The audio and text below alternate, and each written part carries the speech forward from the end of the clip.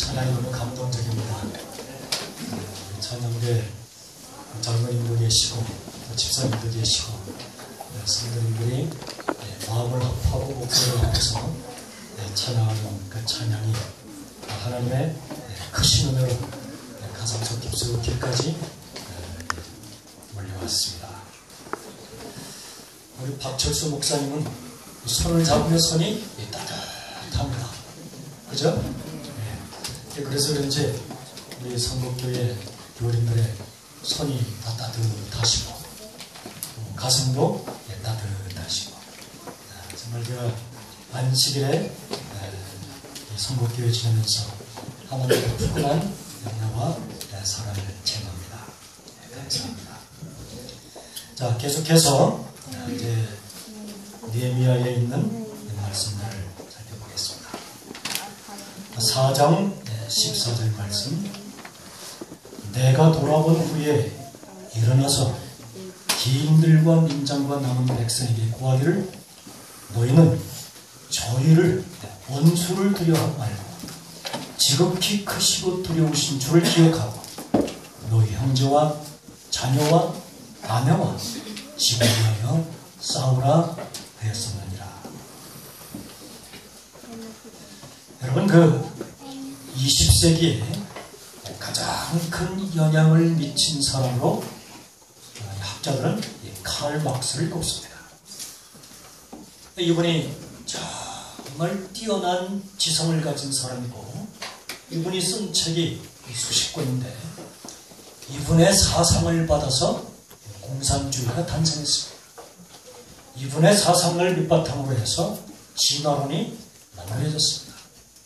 그럼 이분의 사상을 바탕으로 해서 수많은 철학자들이 나름대로의 철학을 발표하고 이 세상이 이분의 사상에 지배하여 있다고 해도 과언이 아닙니다. 그의 중심 사상은 세상의 근본은 물질이다. 인생은 물질이다. 물질이면 모든 문제를 해결할 수 있다. 이 세상의 사람들이 이것을 위해서 아침부터 저녁까지 달려갑니다. 더 많이 차지하려고, 더 큰 것 붙잡으려고. 이것을 잡으면 세상의 모든 것을 다 얻고 인생의 행복을 누릴 수 있다.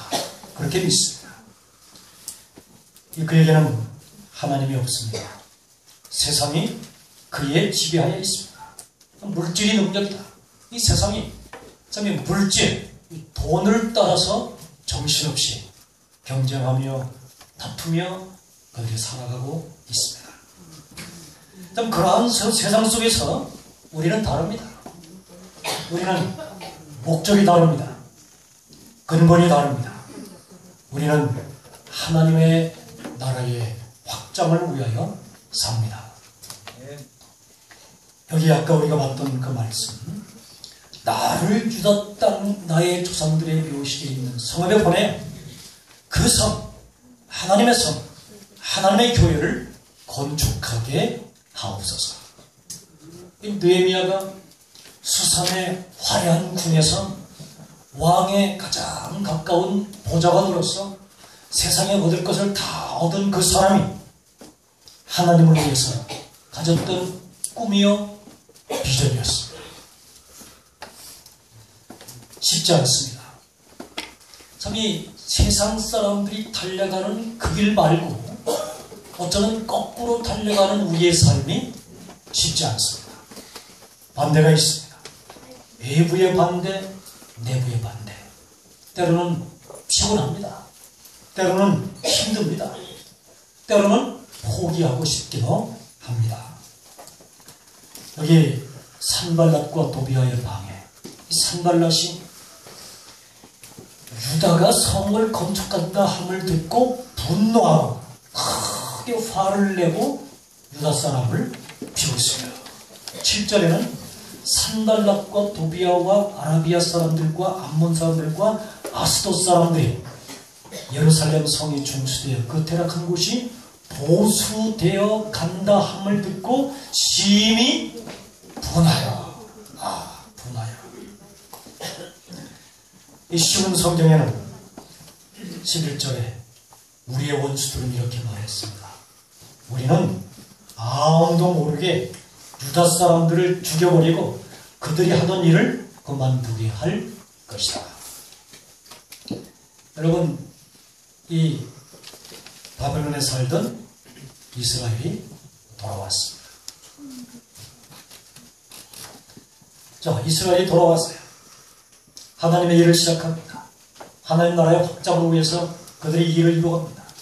근데 여기 사마리아, 암몬, 이 사마리아의 왕이 산발랏이고 암몬의 이 지도자가 도비야. 그것뿐이 아니죠. 남쪽에는 아랍이 있습니다.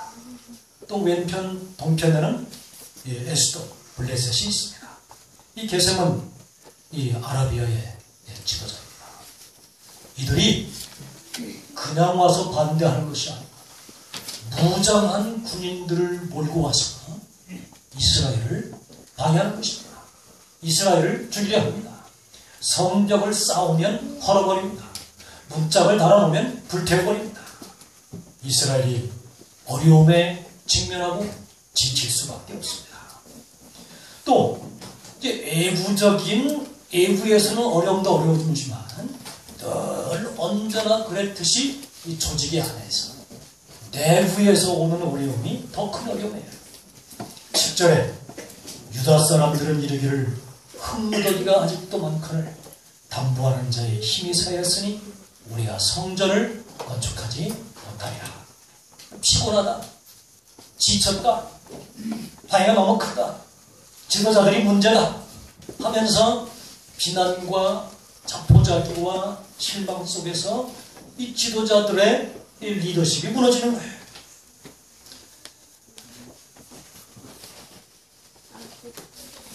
그러나 느헤미야와 이스라엘은 포기할 수 없습니다.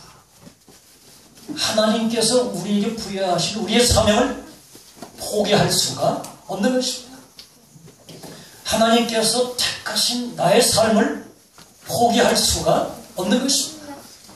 사명이 너무나 분명하고 부르심이 너무나 크고 나와 함께 하시는 하나님이 너무나 위대하시고 하나님께서 나를 통하여 역사하실 그 일이 너무나 분명하기 때문에 그래서 이스라엘이 성을 건축하게 하소서, 하나님 나라를 건축하게 하소서, 그 목표를 가지고 하나님을 바라보며 일하고 있는 것입니다. 우리 자녀들이 공부를 해야 합니다. 대학에 가야 합니다. 좋은 직장 잡고 사업을 하고 가정을 갖고 할 때 그들이 어떤 목표를 가지고 살 것이냐, 그들이 하는 그 삶을 통해서 하나님 나라가 확장되고 하나님 나라가 건축되는 그 아름다운 삶을 살 때에 그 인생이 가치가 있고 보람이 있고 하나님께서는 그 인생을 풍요롭게 하시고 그의 삶을 통해서 하나님은 영광을 받으시는 것입니다. 이것이 우리 재림교인의 삶의 모습이고 우리의 가치인 것입니다. 이때에 느헤미야가 이스라엘 사람들에게 용기를 줍니다. 여기 현대인 성경으로 기록을 했습니다. 내가 사역하면서 보니 그들이 이스라엘 사람들이 모두 두려워 떨고 있었다. 그래서 내가 성주와 지휘관들을 비롯하여 백성 앞에 나아가 이렇게 격려했다. 여러분, 조금도 두려워하지 마시오. 여호와께서 얼마나 위대하시고 권능이 많으신 것을 잊지 마시오. 여러분, 이게 중요합니다. 우리가 세상에 살면서 크고 작은 어려움들을 만나요. 사랑하는 사람이 세상을 떠날 때가 있습니다. 질병이 우리의 가정을 덮칠 때가 있습니다. 우리의 자녀들이 어려움 당할 때가 있습니다. 내가 이루어가는 사업이 참 힘들어질 때가 있습니다. 참 이런 것들이 우리를 두렵게 만들고 우리를 움츠리게 만들고 하나님 안에서 가지고 있는 나의 꿈을 찾게 만드는 거예요. 그러한 때 우리가 잊지 말아야 할 것은 여호와께서 얼마나 위대하시고 권능이 많으신가, 바로 이것입니다.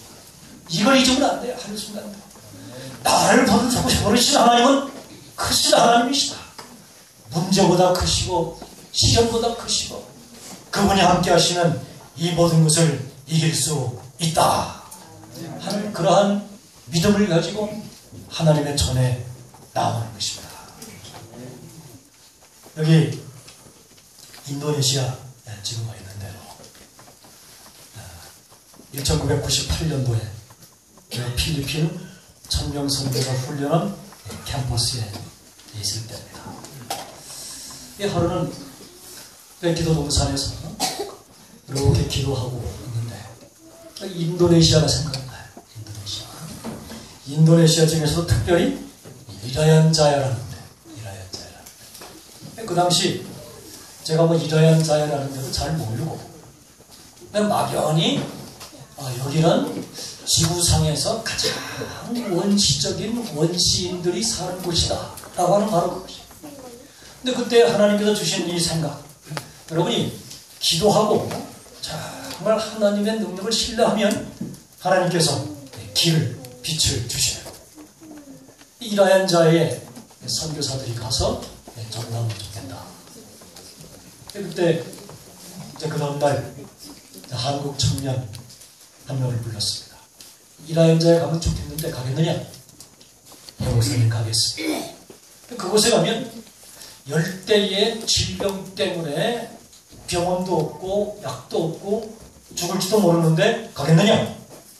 가겠습니다. 그곳에 가면 사는 것이 정말 힘들고 먹을 것도 없고 그런데 가겠느냐? 가겠습니다. 거기 비행기 타고 가면 비행 요금이 많이 들으니까 옛날 19세기, 18세기 때 미국의 영국의 선교사들처럼 배를 타고 가야 되는데 배를 타고 가겠느냐? 가겠습니다. 어떻게 가는지도 모르죠. 아무도 몰라요. 그 다음날 좀 기도하고 작은 배낭 하나를 지고 마닐라에서 배를 타고 떠났어요. 떠나면 그 당시에 이 셀폰, 핸드폰이 없던 시대고 전화가 없던 시대니까 죽었는지 살았는지 모르죠. 떠난 선교사를 기억할 틈이 없어요. 바쁘니까 또 밀려오는 일이 많으니까. 근데 선교사는 떠났고 죽었는지 살았는지 모르고 근데 몇 달 뒤에 편지가 왔어요. 편지가 왔는데 그 편지의 내용을 읽으면서 참 눈물이 나서 편지를 읽을 수가 없습니다. 그 마닐라를 떠나서 이곳 정글까지 가는데 간 모든 과정의 어려운 얘기들을 적었는데 참 눈물이 나서 읽을 수가 없어요. 내용은 이곳 정글에 옷을 입지 않고 사는 원시인들이 60만 명이 있습니다. 이곳 사람들이 너무나 불쌍합니다. 뭐 이런 이제 이걸 그 친구에게 답을 했어요. 제가 마침 인도네시아의 한 장막부흥회에 강사로 와라 하는 초청을 받고 이제 어느 섬에 가게 됐는데 그 섬에 좀 와라. 편지를 쓰면서도 편지를 받을지 못 받을지 모르죠. 이제 얼마 뒤에 제가 갔고 바로 그 섬에 장막부흥회 한 1000명쯤 모인 장막부흥회에 이 청년이 왔어요. 거기서 이 인도네시아 사람들 중에 한국 사람 2사람, 청년과 저 얼마나 반갑습니까? 근데 청년이 저를 보자마자 목사님 하더니 막 우는 거야. 울어. 야, 왜 울어? 왜 울어?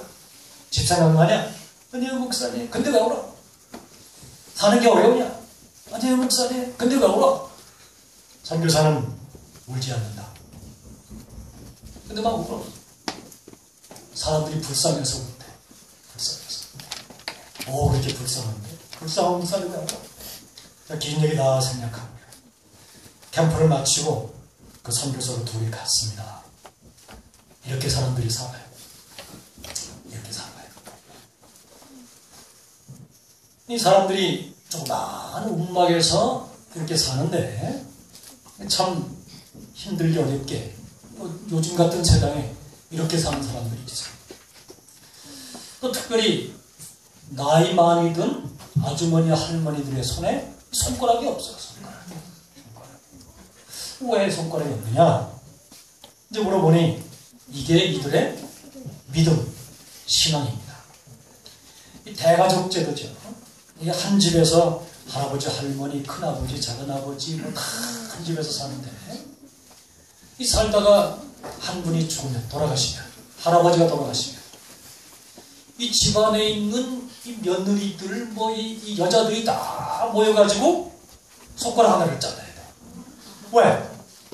손가락 하나를 안 자르면 돌아가신 분의 혼이 휘 와가지고 산 사람들을 다 죽인대. 이 혹을 믿으니까 그거를, 그 화를 안 당하기 위해서 모든 여인들이 뭘 해야 돼? 이 손가락을 잘라야 돼. 손가락을 자르는 날카로운 칼이 있습니까? 칼이 없어요. 이 여인들이 손을 돌멩이에 올려놓으면 날카로운 돌멩이로 남자들이 위에서 내려 치면 한 번에 잘라집니까? 잡히면. 할머니가 돌아가시면 또 어떻게 해? 또 잘라야지. 큰아버지가 돌아가시면. 그러니까 이 여인들의 손에 손가락이 안 나와요. 이 손을 가지고 돼지를 키우고 고구마를 캐고 일을 하는 거예요. 이들이 얼마나 불쌍해. 선교사가 이들에게 성경을 가르치는 거예요.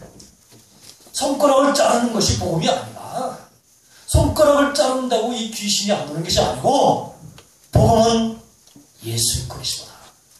하나님 우리를 사랑하셔서 예수님을 세상에 보내셨고, 그 예수님이 손가락을 자른 것만 아니라 당신의 심장까지 터치셔서 생명을 주셨으니 우리는 손가락을 안 잘라도 돼요. 그분이 대신 죽으셨으니 우리는 우리의 죽음도 해결되어서 영원한 생명을 얻는 것이다. 이것이 복음이고, 이것이 진리고, 이것이 말씀이다. 청년들이 성경을 펴서 그 말씀을 가르치니 아주머니, 할머니들이 손가락 자르는 일을 중단을 했습니다. 아멘, 아멘? 야, 그게 아니야. 이게 복음이에요. 손가락 자를 필요가 없어요. 왜? 예수님이 십자가상에서 나를 살리시기 위해서 그분이 대신 돌아가셨습니다. 세월이 흘러서 한 번은 예쁜 여학생이 겁도 없이 이 이라연자야 옛단 성에 선교사로 갔어요. 삼육보건대학 간호학생, 21살짜리 여학생이. 이곳에 갈 때 가서 선교사 하려면 건강해야 되니까 쌀을 큰 자루 50kg짜리 한 자루를 이 조그만 경비행기에 싣고 갔어요. 가서 이제 우리 재림교인이 한 명도 없는 마을에 도착을 해서 선교를 해야지. 아침 일찍 일어나서 이제 나무가지를 주워다가 이제 불을 피우고 보글보글 아침밥을 짓는데 밥이 익으니까 김이 쫙 나니까 이 냄새가 정글에 쫙 퍼지니까 밥 냄새를 맡은 애기들이, 어린아이들이 쫙 몰려와서 선교사가 밥을 떠가지고 밥 먹으려고 그러는데 이 아이들이 다 손가락을 빨는 거예요. 혼자 먹을 수 있어? 그러니까 이제 선교사가 들어가서 쌀을 퍼다가 밥을 해서 찾아온 애기들하고 다 나눠 먹었어요. 뭐 좋죠. 그 다음날 아침에 일어나서 또 불을 피우고 보글보글 밥을 하니까 밥 냄새가 쫙 퍼지니까 이번엔 누가 와? 네, 애기들뿐만 아니라 엄마, 아빠, 어른들이 다 오는 거야. 그러니 선교사 혼자 먹을 수 있어? 또 이제 들어가서 쌀을 갖다가 밥을 해가지고 가지고 간 50kg 쌀이 이틀 만에 다 떨어졌어. 그 이제 뭐 먹어? 슈퍼마켓도 없고 뭐 어디 살 데도 없고 그 쌀을 살려면 경비행기 2시간 타고 가서 가져와야 쌀을 사는데 이제 거기 정글의 사람들은 물고기도 잡아먹고 새도 잡고 해가지고 사는데 이 선교사는 그거 할 수 없고 이 정글에 있는 사람들이 어떤 나무, 그 나무가 있는데 나무 가지를 잘라다가 삶으면 고구마처럼 되는 거였는데 그 나무 토막을 얻어다가 아침에도 나무 토막, 점심에도 나무 토막, 저녁에도 나무 토막, 한 달 동안 나무 토막. 그 나무 토막 삶아서 간장에 먹으니 그게 살 수가 있습니까? 통통했던 이 아가씨가 살이 쫙 빠지면서 점점 약해지는 거예요. 이 문제는 몸이 약해지면 병이 오게 돼 있죠. 말라리아. 열이 펄펄 나면 가지고 간 약을 꺼내 먹고 치료받고. 이렇게 몇 달 지났는데 어느 날은 정말로 몸이 극도로 약해졌는데 이번에는 정말 독한 말라리아가 온 거예요. 정말 열이 나고 온 마디가 다 쑤시고 물만 먹어도 토하고 아무리 약을 먹어도 낫지 않고 이렇게 이제 몇 주일을 지내는데 오늘날 아침에 일어나니까 일어나 앉을 수도 없고 눈을 뜰 힘도 없고 기력이 다 세여서 아침에 드는 생각은 오늘 내가 병원에 안 가면 죽겠구나 근데 몸을 가눌 수가 없어요. 근데 마침 이웃들이 이 선교사를 찾아왔는데 그 이웃들에게 얘기하는 거예요. 내가 오늘 병원에 안 가면 죽을 것 같습니다. 내가 병원에 가야 되겠는데 병원에 가려면 뭐가 와야 돼? 비행기가 와야 돼.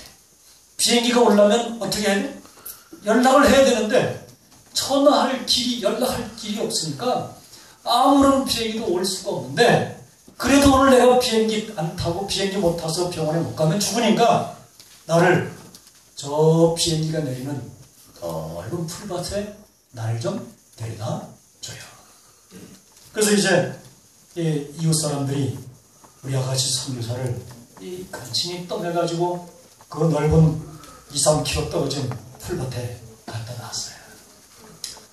사방에 둘러봐도 산밖에 안 보이고 맑은 하늘만 보여요. 그 풀밭에 누워서 정말 있는 힘을 다해서 기억하는 것은 크신 하나님을 기억하는 겁니다.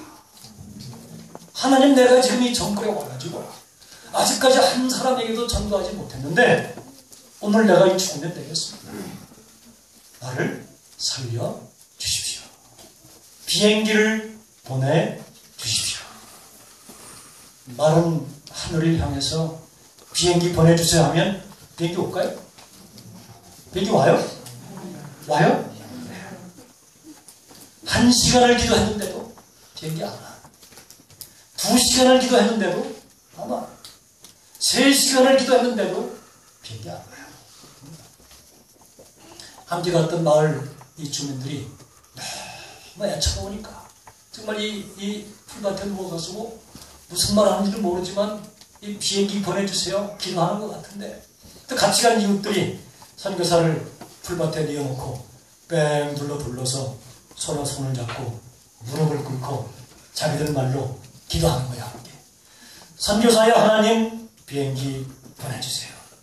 선교사의 하나님 비행기 보내주세요. 한참 하는 1시간 여기 기도하다가 누군가 갑자기 소리치는 거야. 소리 들린다. 소리. 무슨 소리? 가만히 들어봐. 비행기 소리. 저쪽 하늘을 보니까 뭐가 와요? 이게 뭐가 와? 비행기가 왔어요. 정말로. 비행기가. 안 해요? 비행기 왔는데? 비행기가 왔어요. 이 다주고 가던 선교사를 싣고 도시의 병원으로 가서 선교사가 살아났습니다. 비행기가 어떻게 왔지? 그냥 왔나? 어쩌다가 왔나? 이 파일럿, 이 조종사 아저씨한테 그냥 어떻게 오셨어요? 어떻게? 이 조종사, 이 파일럿, 이 아저씨가 비행기를 운행을 하고 어느 목표를 향해서 가는데 자꾸만 음성이 들리는 거예요. 비행기를 돌려라. 중요한 약속이 있는데요. 비행기를 돌려라. 여기 안 가면 큰일 나는데요. 비행기를 돌려라. 꼭 가야 되는데요. 비행기를 돌려라. 음성이 들리는 거야. 이게 무슨 음성일까? 분명히 가다가 비행기를 돌렸어요.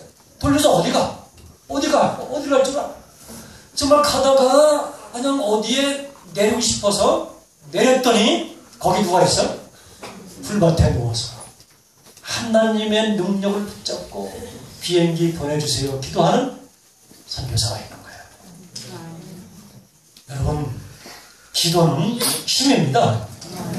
기도를 들으시는 하나님은 능력의 주인이십니다. 그 하나님이 얼마나 위대한가를 우리가 확신을 가지고 그 하나님께 우리가 기도를 해야 하는 것입니다. 선교사가 돌아왔어요. 선교사가 돌아왔더니 마을 사람들이 선교사의 하나님이 비행기 보내줬어요. 우리가 같이 기도했더니 비행기가 왔어. 마을 사람들이 다 우리 재림교인이 됐어요. 이 교회도 지었어요. 그 다음에 선교사가 이 주민들하고 대나무로 학교도 지어요. 편지가 왔습니다. 이렇게 다 이룰 수 없고 중간에 호롱불 하나를 중간에 놓고 아버지들이 둥그렇게 앉아 성경을 피고 있었습니다. 뚜뚜한 아달라 하찌 찐따 그들의 말로. 이게 뭐예요? 글을 배우면서 성경을 읽으면서 하나님은 사랑이시라. 편지의 끝에 선교사가 이 세상에서 뭘 만나더라도 꼭 하늘나라에서 만나자라는 약속을 기억합니다. 그들에게는 이제 먹는 것보다 입는 것보다 하나님이 계셔서 하루하루 행복합니다.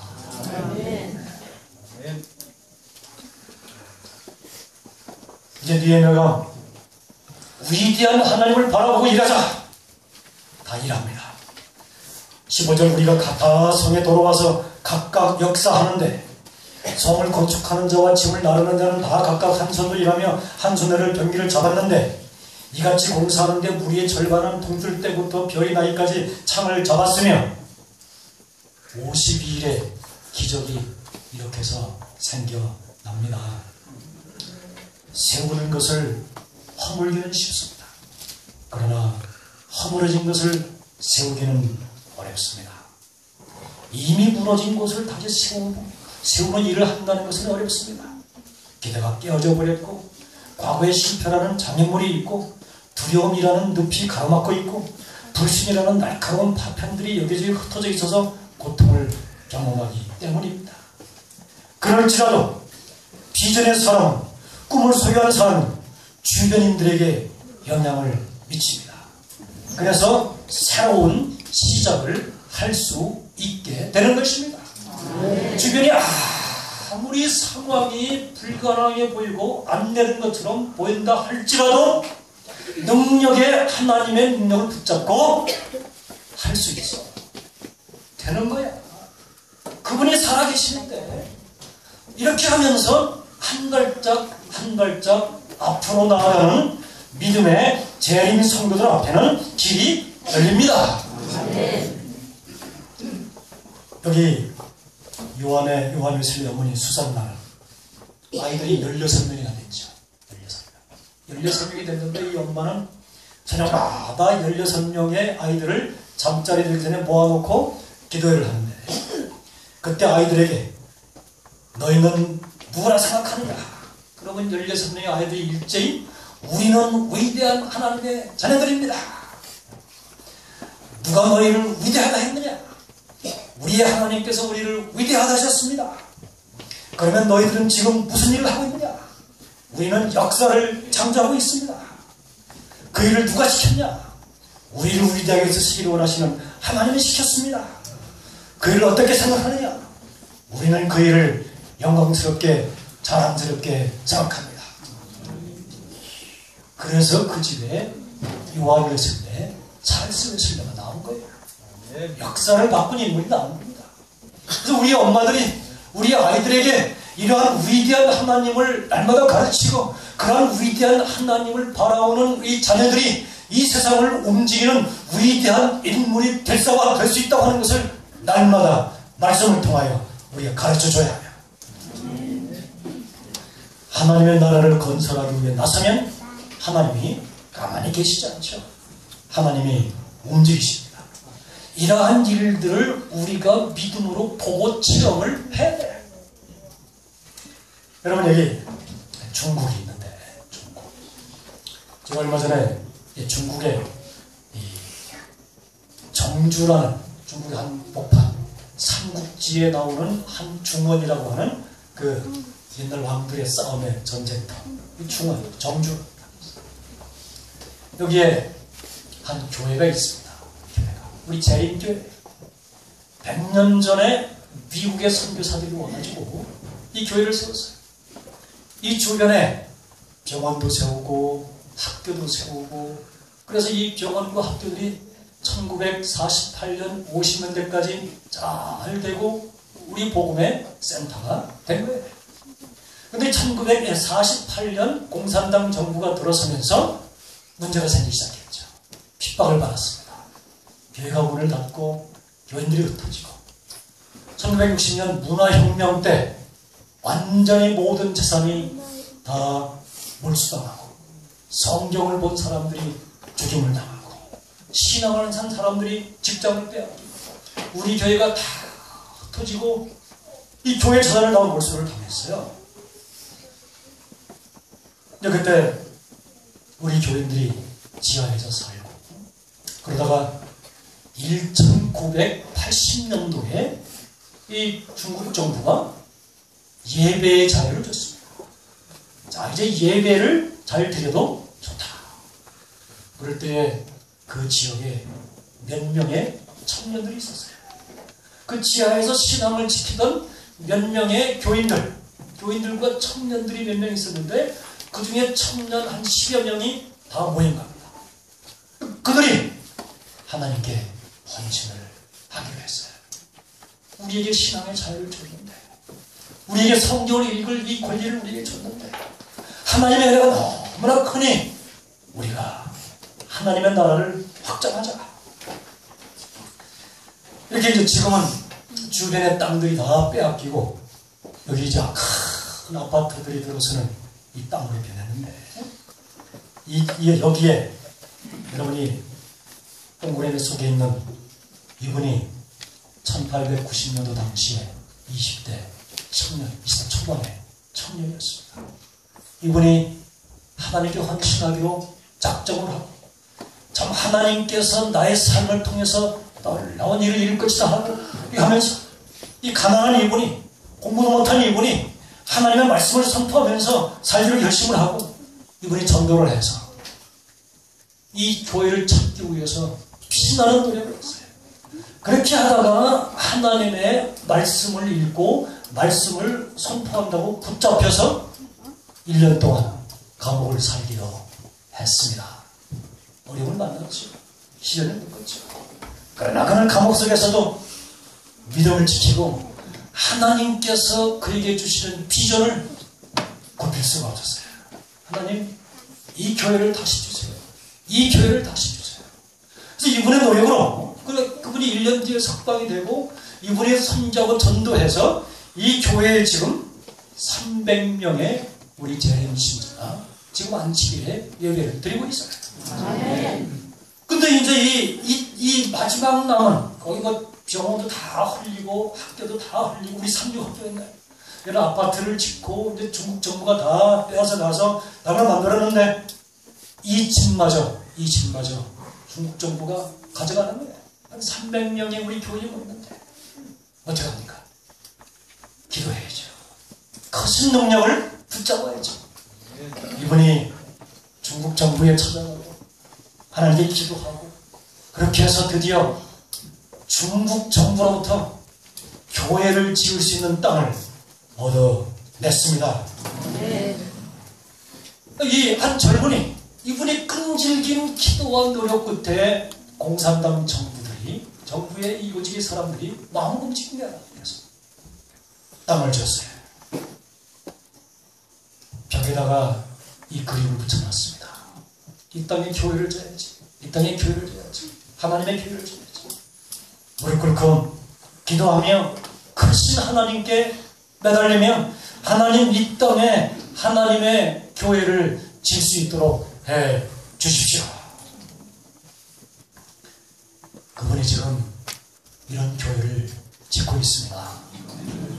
서울에 있는 위생병원 교회보다 3배나 더 큰 이 교회를 지금 짓고 있어요. 교인 300명. 여러분들이 새벽 3시에 일어나서 만두를 만들어서 시장에 가서 팔고, 새벽 3시에 일어나서 빵을 만들어가지고 팔고, 참 농사를 지어가지고 무한포기 배창포를 가지고 팔고, 그렇게 자금을 모아가지고 이분들이 이 교회를 지금 짓고 있어요.